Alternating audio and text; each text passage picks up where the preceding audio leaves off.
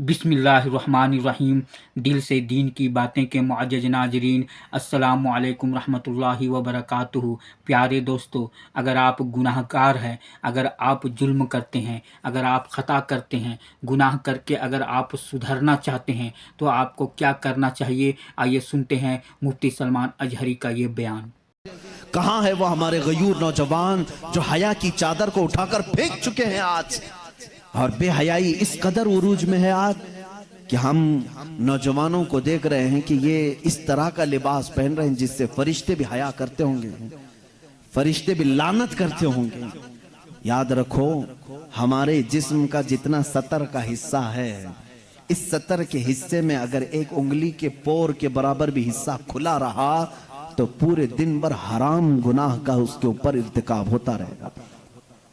हराम कारी की सजा और हराम कारी की वईद पूरे दिन उस पर होती रही, और जितने लोग उसकी तरफ नजर करेंगे उनको भी गुनाह होगा। कैसे गुनाह में मुब्तला हो गए कि खुद भी अपने सतर की बेसतरी की और दूसरों को भी उन गुनाहों में मुब्तला कर दिया। हुजूर अकरम सल्लल्लाहु तआला अलैहि वसल्लम फरमाते हैं, क़यामत के दिन अगर इंसान को उसके बॉडी में से कोई चीज जहन्नम में ले जाती है तो वो दो ही चीजें हैं जो उसे दोज़ख में ले जाती हैं सबसे ज्यादा। सहाबा ने पूछा, या रसूल अल्लाह सल्लल्लाहु अलैहि वसल्लम, वो कौन सी दो चीजें हैं? हुजूर फरमाते हैं, एक दो जबड़ों के बीच में है ये जुबान, और एक दो रानों के बीच में है शर्म। सुभान अल्लाह, बिल्कुल सही फरमाया। हैं जो अक्सर इंसानों को जहन्नम में लेकर चली जाती हैं, जहन्नम में लेकर चली जाती। और अल्लाह के नबी सल्लल्लाहु अलैहि वसल्लम ने फरमाया, जिसने इन दो चीजों की हिफाजत की जिम्मेदारी ले ली, मैं उसकी जन्नत में ले जाने की जमानत देता हूं, मैं उसकी जन्नत में ले जाने की जमानत देता हूं। ऐ नौजवानों, इन दो चीजों की हिफाजत कर लो आज, अपनी आंखों और जबान की साथ में, और साथ ही अपनी शर्मगाह की हिफाजत। क़यामत का एक मंजर ये भी बताया गया कि मैदान महशर में सारे लोग खड़े होंगे और कुछ लोगों को फरिश्ते मुजरिम बनाकर ला रहे होंगे, लेकिन किस हालत में मालूम?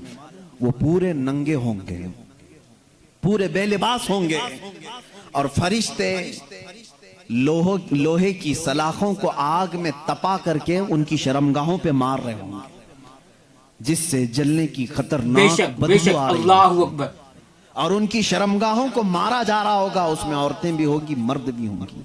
उनकी शर्मगाहें जैसी जलती होंगी, खतरनाक किस्म का पीप वहां से निकल रहा होगा। पूरे महशर वाले उनकी इस सजा को देख करके दहल जाएंगे, मैदान महशर हिल जाएगा। आखिर ये कौन लोग हैं? फरिश्ते कहेंगे, ये वो लोग हैं जो अपने सतर की दुनिया में हिफाजत नहीं करते थे, अपनी शर्मगाहों के साथ खिलवाड़ किया, अल्लाह की ये अमानत थी, इनका गलत इन्होंने इस्तेमाल किया, जिना के लिए और बेहयाई के लिए इन्होंने इसका इस्तेमाल किया। इस बात पर हजारों नहीं लाखों लोग दोज़ख में जा रहे होंगे। आज दुनिया पूरी एड़ी चोटी का जोर लगा चुकी है उम्मत मुस्तफा के नौजवानों को बेहया बना दिया जाए, हमारी बच्चियों को बेआबरू कर दिया जाए। इसीलिए जानते हैं आप, आज के दौर में, पहले से इन लोगों ने बड़ी कोशिशें की थी औरतों को नंगा करने की, स्कर्ट पहना करके, हाफ कपड़े पहना करके, लेकिन जब अपने फैशन से ज्यादा मुतासिर नहीं कर सके तो इन्होंने मोबाइल को हमारे सबके हाथों में थमा कर, इंटरनेट डालकर इसमें कसीर किस्म की गलीज वेबसाइट भर दी, हर एक के हाथ में इख्तियार दे दिया। रात की तन्हाई में जब तू बैठे तो गलीज किस्म की चीजें देख और अपनी शर्मगाह से खेल। आज अक्सर नौजवानों का तबका इसमें मुलव्विस है, और कितनों ने अपने हाथों से अपने जिस्मों को बर्बाद कर लिया है, तबाह कर लिया है। उन्होंने अपनी जिंदगी को भी तबाह किया और अपनी आखिरत को भी तबाह किया है। कई ऐसे जवान हैं जो आज शादी की उम्र को आ चुके और रोते हैं क्योंकि अपने हाथों से उन्होंने तबाह कर लिया है। अल्लाह ताला ने मनी का एक कतरा जो तुम्हें दिया है, पूरे दुनिया के माजून मिलके वो कतरा नहीं बना सकेंगे। तुम्हें मालूम नहीं है, बहुत ही कीमती जौहर है जिसको लोग जाया करने के लिए आज मजे लेते हैं। अजीज़ान गिरामी, ये हया मुझे आज जरूर अर्ज करनी है। दुनिया पूरी की पूरी एड़ी चोटी का जोर लगा चुकी है तुम्हें बेहया करने के लिए। ये फिल्मों का जाल, یہ سیریل کا جال، یہ انٹرنیٹ کا وبال، یہ سب کچھ تمہارے اخلاق پر ڈاکہ ڈالنے کے لیے ہے۔ دیکھو آج بچیوں کو دیکھو، کس کو آئیڈیل مانتی ہیں؟ یہ فلموں کو دیکھ کر کے، سیریل کو دیکھ کر کے خواب سجاتی ہیں کہ میرے نکاح بھی ایسی ہی کسی سے ہونا چاہیے، میری شادی ایسی سے ہونا چاہیے۔ لڑکے یہی خواب سجا کر کے بیٹھتے، میری دلہن ایسی ہی ہونی چاہیے کہ اس کا حسن ایسا ہو۔ میرے عزیزو، یہ جادوگری ہے جو پردے پہ دکھائی جا رہی ہے، جادوگری ہے۔ ان کی خود کی لائف میں وہ ساری چیزیں نہیں ہیں جو فلموں میں درشائی جاتی ہیں۔ تم کہاں ان کے پیچھے پاگل بن جاتے ہو؟ تمہارے لیے آئیڈیل اگر کوئی ذات ہو، لڑکیوں کے لیے میں کہتا ہوں کہ تمہاری زندگی چند لمحوں کی ہے، چند دنوں کی ہے، چند سانسوں کی ہے۔ اگر ہمیشہ کا عیش چاہتی ہو تو آئیڈیل سیدہ کائنات فاطمہ الزہرا کو بناؤ، اور ہر دولہا، ہر نوجوان حیدر کرار کو اپنا آئیڈیل بنائے، نمونہ عمل ان کو بنائے۔ بالکل صحیح فرمایا۔ تم جن کے ہاتھوں تباہ کر رہے ہو، قیامت کے دن اس کا حساب ہوگا۔ 2 آیتیں پڑھتا ہوں میں، سمجھ جاؤ۔ مجھے امید ہے کہ ہمارے بچے توبہ کر لیں گے، مجھے امید ہے کہ ہمارا نوجوان توبہ کرے گا، اور اللہ رب العزت کی جب اسے یاد دلا دی جائے، انشاءاللہ دل میں اگر ایمان کا ایک ذرہ بھی باقی ہے وہ پلٹ جائے گا۔ میرا مولا قرآن میں فرماتا ہے، تم جن ہاتھوں سے کھیل رہے ہو، جن اپنے اعضاء سے کھیل رہے ہو، یہ مت سمجھنا کہ کوئی نہیں دیکھ رہا۔ مولا علی کرم اللہ وجہہ الکریم فرماتے ہیں، میں نے زندگی میں 2 چیزیں دیکھی کہ جب تنہا ہو تو ڈر جانا، اس لیے کہ گواہ بھی وہی ہے، حاکم بھی وہی ہے۔ گواہ بھی وہی ہے، حاکم بھی وہی ہے۔ کوئی دوسرا تمہاری گواہی دینے کے لیے آئے گا نہیں، خود اللہ گواہ ہے۔ اور حاکم کون ہے قیامت کے دن؟ وہی حاکم ہے۔ میرے عزیزو، قرآن کی 2 آیتیں میں پڑھ رہا ہوں۔ اللہ فرماتا ہے، قیامت کے دن جب تم اٹھائے جاؤ گے، تم سے ہر ایک عضو کے بارے میں پوچھا جائے گا، اس سے کیا کرتے تھے، اس سے کیا کرتے تھے، آنکھیں کیا کرتی تھی تمہاری، زبان کیا بولتی تھی۔ تھوڑی دیر کے بعد سورہ یاسین میں اللہ فرماتا ہے، اليوم نختم على افواہہم وتکلمنا ایدیہم وتشہد ارجلہم بما کانوا یکسبون۔ اللہ فرماتا ہے، چپ رہو، آج کے دن ہم تمہارے منہ پر مہر لگا دیں گے، تمہارے ہاتھ ہم سے بات کریں گے، تمہارے پیر ہم سے بات کریں گے، جو کچھ تم کرتے تھے وہ سب کی گواہی دیں گے۔ اور 24ویں پارے میں چل کر کے آیت آتی ہے، وَقَالُوا لِجُلُودِهِمْ لِمَ شَهِدْتُمْ عَلَيْنَا قَالُوا أَنْتَقَنَا اللَّهُ الَّذِي أَنْتَقَ كُلَّ شَيْءٍ۔ یہ ہمارے جسموں کی چمڑیاں اس دن بات کر رہی ہوں گی، حتیٰ کہ روایت میں ہے ران کی چمڑی بولے گی کہ یہ کیا کیا کرتا تھا۔ یہ انسان گھبرا کر کے کہے گا اپنی چمڑیوں سے، تمہیں کیا ہو گیا، تم تو بولتی نہیں تھی دنیا میں، بالکل صحیح تم فرمایا۔ کیسے میرے خلاف کھڑے ہو گئے۔ وہ چمڑیاں اس وقت بھی کہیں گی کہ تو آج خاموش ہو جا، تیری زبان دنیا میں تھی اور آج اللہ نے ہمیں بولنے کا موقع دیا ہے۔